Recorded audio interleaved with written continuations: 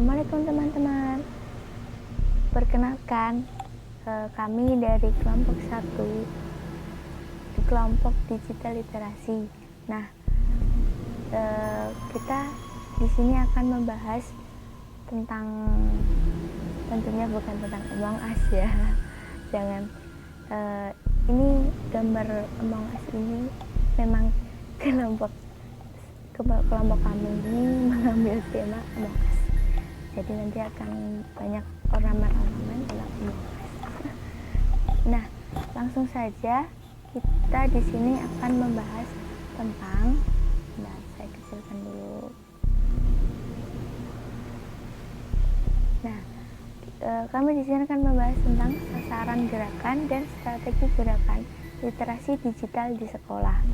Nah, agar sekolah itu mampu untuk mengembangkan budaya literasi dengan baik, tentunya sekolah itu memiliki sasaran gerakan dan strategi gerakan, tentunya mengenai literasi digital di sekolah.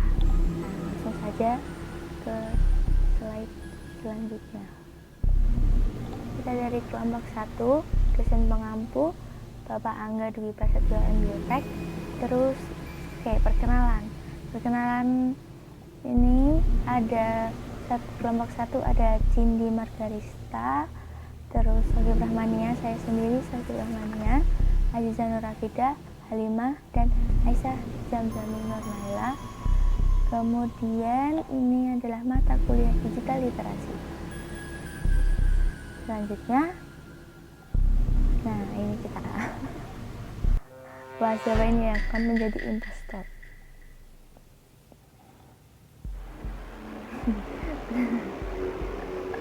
Oke, langsung saja skip. Nah, materi-materi yang akan kami sajikan di sini ada 1. Sasaran gerakan literasi digital di sekolah. Kemudian ada strategi gerakan literasi digital di sekolah. Dan yang terakhir, tahapan dalam implementasi literasi digital dalam gerakan literasi sekolah. Terus, nah, masuk ke pembahasan yang pertama, yaitu tentang sasaran gerakan literasi digital di sekolah. Yang pertama akan disampaikan oleh teman saya, saudari Cindy Margarista. Silahkan. Halo teman-teman, saya Cindy Margarista. Kali ini saya akan menyampaikan materi topik pertama, yaitu sasaran gerakan literasi digital di sekolah. Di mana dalam topik pertama ini terdapat 3 poin ya teman-teman. Poin pertama yaitu basis kelas, poin kedua ada basis budaya sekolahan, yang ketiga basis masyarakat. Nah, dalam sasaran gerakan literasi di sekolah ini, poin pertama, basis kelas. Yang pertama, dapat meningkatkan jumlah pelatihan literasi digital yang diikuti oleh kepala sekolah, guru, dan tenaga kependidikan. Yang kedua, meningkatnya intensitas penerapan dan pemanfaatan literasi digital dalam kegiatan pembelajaran. Yang ketiga, meningkatnya pemahaman kepala sekolah, guru, tenaga kependidikan, dan siswa dalam menggunakan media digital dan internet. Selanjutnya, sasaran gerakan literasi digital di sekolah. Poin keduanya ada basis budaya sekolah. Pertama, jumlah dan variasi bahan bacaan dan alat peraga berbasis digital. Yang kedua, frekuensi peminjaman buku bertema digital. Yang ketiga, jumlah kegiatan di sekolah yang memanfaatkan teknologi dan informasi. Yang keempat, jumlah penyajian informasi sekolah dengan menggunakan media digital atau situs laman. Yang kelima, jumlah kebijakan sekolah tentang penggunaan dan pemanfaatan teknologi informasi dan komunikasi di lingkungan sekolah. Yang keenam atau yang terakhir, tingkat pemanfaatan dan penerapan teknologi informasi dan komunikasi. komunikasi dalam layanan sekolah, misalnya raport pengelolaan keuangan, dapodik, pemanfaatan data siswa, profil sekolah, dan sebagainya. Nah, itu yang dapat saya sampaikan dalam sasaran gerakan literasi digital di sekolah pada poin basis kelas dan poin basis budaya sekolah. Materi selanjutnya yaitu basis masyarakat yang akan disampaikan oleh teman saya Sohib Rahmania. Silahkan Sohib Rahmania. Hai, lanjut ya. Setelah tadi dibahas oleh Cindy Margarista tentang sasaran gerakan literasi di sekolah, poinnya basic kelas dan basic budaya sekolah ya. Nah, di sini saya akan menjelaskan tentang basic di masyarakat. Nah, basic di masyarakat ini dibagi menjadi dua. Yang pertama itu tentang jumlah sarana dan prasarana yang mendukung literasi digital di sekolah. Nah, ini itu bisa dimisalkan dengan jadi di masyarakat itu ada sarpras yang mendukung.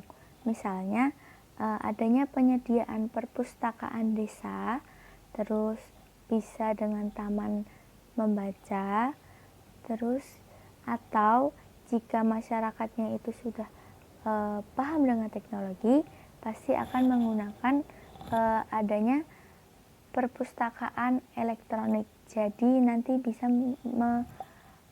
membuat aplikasi gitu ya, aplikasi perpustakaan tapi itu milik desa, itu juga bisa.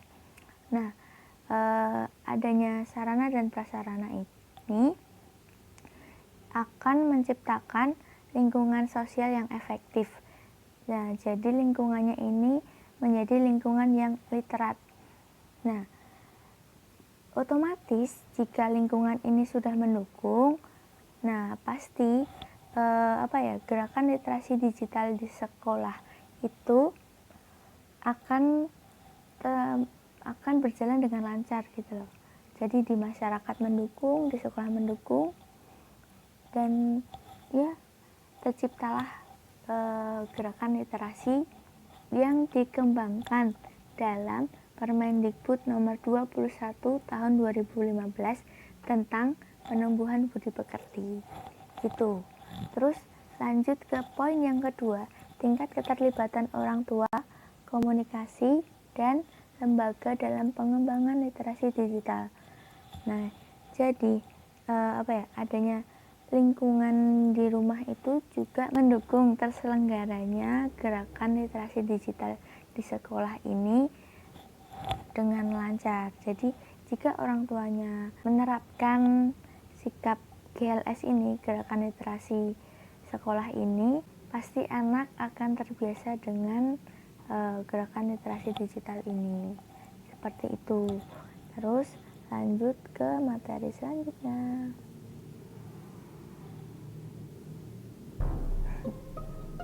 Emergency call. Nah, ini bab selanjutnya yaitu tentang strategi gerakan literasi digital di sekolah. Apa aja strateginya? Topik kedua, strategi gerakan sekolah.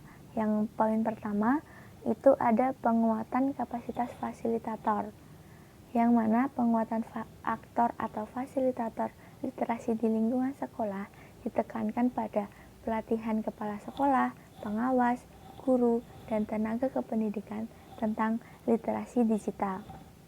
Nah, penguatan kapasitas fasilitator ini bisa diterapkan dengan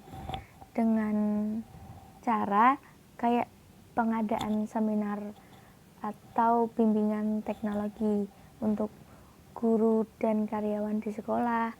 Jadi ada penanaman kayak lebih ke tingkat pemahaman guru gitu loh.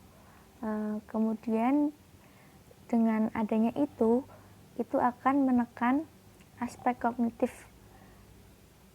seorang guru. Jadi guru akan lebih paham tentang literasi digital. Nah, otomatis guru akan menularkan kepada murid-muridnya gitu. Nah, penanaman pemahaman ini bisa disertai dengan kompetensi teknis dalam pengoperasian perangkat keras atau perangkat lunak. Jadi bisa bimbingan tentang penggunaan internet, penggunaan perpustakaan nasional online itu bisa, pokoknya yang berbau digital seperti itu. Kemudian juga ada perangkat lunak. Sudah, seperti itu aja. Dilanjutkan dengan teman saya, Azizah. Silakan Azizah. Halo, saya Azizah. Saya akan melanjutkan materi dari saudari Sokip Rahmania tadi mengenai strategi gerakan literasi digital di sekolah. Nah, sekarang pada poin yang kedua, yaitu peningkatan jumlah dan ragam sumber belajar bermutu. Itu ada 4 poin. Nah, peningkatan jumlah dan ragam sumber belajar bermutu di sekolah menjadi kebutuhan yang harus dilaksanakan oleh sekolah. Perkembangan ilmu pengetahuan yang begitu cepat dalam era digital menuntut pembaruan dan penambahan pengetahuan baru di lingkungan sekolah. Dalam hal ini, sekolah dituntut dapat meningkatkan jumlah dan ragam sumber belajar bermutu bagi warga sekolahnya, terutama untuk peserta didik. Nah, untuk peningkatannya itu ada 4 poin. Yang pertama, penambahan bahan bacaan literasi digital di perpustakaan. Perpustakaan menjadi salah satu jantung pengetahuan sekolah. Penambahan bahan bacaan literasi dalam berbagai bentuk sumber belajar perlu ditingkatkan. Misalnya, menyediakan bahan bacaan bertemakan digital, menyediakan bahan bacaan bentuk salinan lunak, atau menyediakan alat peraga sebagai sumber belajar terkait dengan literasi digital. Nah, untuk yang poin kedua, penyediaan situs-situs edukatif sebagai sumber belajar warga sekolah. Situs-situs edukatif dapat digunakan oleh seluruh warga sekolah. Misalnya, guru dapat menggunakan situs ruangguru.com atau situs lain untuk mengembangkan pengetahuan diri terkait dalam pembelajaran. Untuk kepala sekolah dapat menggunakan situs sahabatkkeluarga.kemendikbud.go.id atau sekolahaman.kemendikbud.go.id sebagai sumber belajar untuk pengembangan sekolah. Untuk poin yang ketiga, penggunaan aplikasi-aplikasi edukatif sebagai sumber belajar warga sekolah. Aplikasi-aplikasi edukatif yang bisa digunakan oleh warga sekolah antara lain Jelajah Seru, Anak Cerdas, 101 Lagu Anak-anak, Kumpulan Dongeng, dan sebagainya. Kepala sekolah dan guru dapat mengarahkan peserta didik untuk menggunakan aplikasi-aplikasi tersebut dengan tujuan agar pengetahuan dan kreativitas anak bertambah. Poin keempat, pembuatan mading sekolah dan mading kelas. Majalah dinding, sering disebut dengan mading, adalah sarana yang dapat digunakan warga sekolah dalam menyediakan sumber informasi untuk belajar. Dalam kaitannya dengan literasi digital, warga sekolah dapat mengisi konten mading dengan hal-hal yang bertemakan digital atau memanfaatkan teknologi informasi dan komunikasi untuk memperoleh informasi dalam pembuatan karyanya. Nah, itu tadi materi dari saya. Materi selanjutnya dilanjutkan oleh Halimah. Silakan. Dadah. Baik teman-teman, saya Halimah. Saya akan melanjutkan penjelasan yang sebelumnya dijelaskan oleh Mbak Azizah tentang strategi gerakan literasi digital di sekolah. Poin ketiga, yaitu perluasan akses sumber belajar bermutu dan cakupan peserta belajar. Yang pertama, penyediaan komputer dan akses internet di sekolah. Penyediaan komputer dan akses internet di sekolah merupakan upaya penting dalam perkembangan ilmu pengetahuan di era digital ini. Sumber belajar yang dibutuhkan dapat diperoleh menggunakan akses internet dengan sangat cepat dan efisien, sehingga kebutuhan warga sekolah, terutama peserta didik dalam memperoleh ilmu teknologi informasi dan komunikasi harus ditunjang dengan ketersediaan perangkat komputer dan internet di sekolah. Kemudian yang kedua, penyediaan informasi melalui media digital. Penyediaan layar dan papan informasi digital di beberapa titik strategis di lingkungan sekolah dapat membantu warga sekolah dalam memperoleh informasi dan pengetahuan baru, seperti konten-konten perkembangan ilmu dunia, kemudian fakta-fakta sains sederhana, berita-berita terkini, dan kemudian permainan edukasi yang menantang, dan lain sebagainya dapat ditampilkan dan disediakan sebagai penambahan wawasan warga sekolah. Baiklah, saya Aisyah Zamzami Nur Laila. Di sini saya akan melanjutkan pembahasan yang telah disampaikan oleh Mbak Halimah sebelumnya. Nah, di sini saya akan menjelaskan tentang topik 3, yaitu tahapan dalam implementasi literasi digital dalam gerakan literasi sekolah. Di sini ada 3 tahap ya teman-teman. Yang pertama yaitu tahap pembiasaan. Nah, tahap pembiasaan ini bisa dilakukan melalui beberapa cara, yaitu yang pertama 15 menit membaca buku literasi non pelajaran. Nah, buku non pelajaran di sini bisa berbagai macam ya teman-teman, bisa novel, bisa buku fiksi, buku non fiksi, dan lain sebagainya. Lalu pembuatan jurnal membaca siswa dan penyiapan sarana literasi. Nah, selanjutnya tahap yang kedua yaitu tahap pengembangan. Sama seperti tahap pembiasaan yang tadi, bisa dilakukan dengan cara 15 menit membaca buku non pelajaran, seperti buku fiksi dan non fiksi atau buku novel tadi ya teman-teman. Selanjutnya pembuatan respon membaca. Nah, pembuatan respon membaca ini bisa rangkuman apa yang telah dibaca tadi. Misalnya teman-teman sudah membaca buku novel. Nah, teman-teman sudah membaca dari halaman berapa ke halaman berapa. Nah, dirangkum. Itu tadi kesimpulannya apa gitu di apa yang sudah dibaca tadi. Lalu pembuatan bahan karya teks oleh siswa. Dan tahapan yang terakhir yaitu tahap pembelajaran. Nah, tahap ini juga bisa dilakukan sama seperti 2 tahap yang tadi, bisa 15 menit membaca buku non pelajaran. Lalu pemanfaatan berbagai strategi literasi dalam pembelajaran, dan juga bisa melalui pengembangan kemampuan literasi digital. Seperti itu teman-teman.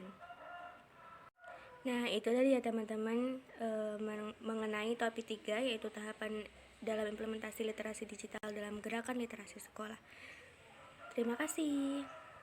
Oke teman-teman, itu tadi penjelasan dari kelompok kami, kelompok 1 mengenai literasi digital di sekolah. Sekian, wassalamualaikum warahmatullahi wabarakatuh.